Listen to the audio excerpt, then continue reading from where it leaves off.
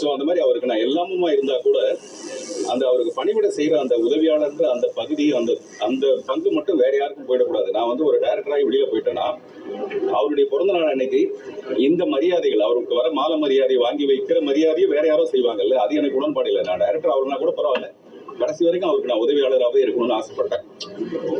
அப்புறம் முடியல, அது ஏதோ ஒரு வகையில நான் அசிஸ்டன்ட் டைரக்டர் ஆனது டைரக்டருக்காக தான், டைரக்டர் ஆகணுங்கிறதுக்காக தான்.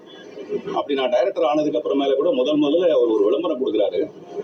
பாரதி ராஜா கிட்ட இருந்து எப்படி ஒரு பாக்யராஜ் வந்தானோ அந்த மாதிரி பாக்யராஜ் கிட்ட இருந்து ஒரு பார்த்திபன் வரப்போறான் அப்படிங்கிறத நான் படம் பண்றதுக்கு முன்னாடியே ஒரு கணிச்சு வருவேன்.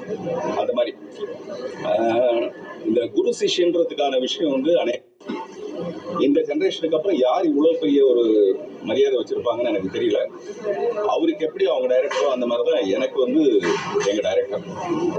அவர் இறந்து ஒரு 15 நாளைக்குள்ள இவருடைய மறைவுங்கிறது ஒரு தாங்க முடியாத ஒரு துக்கத்தை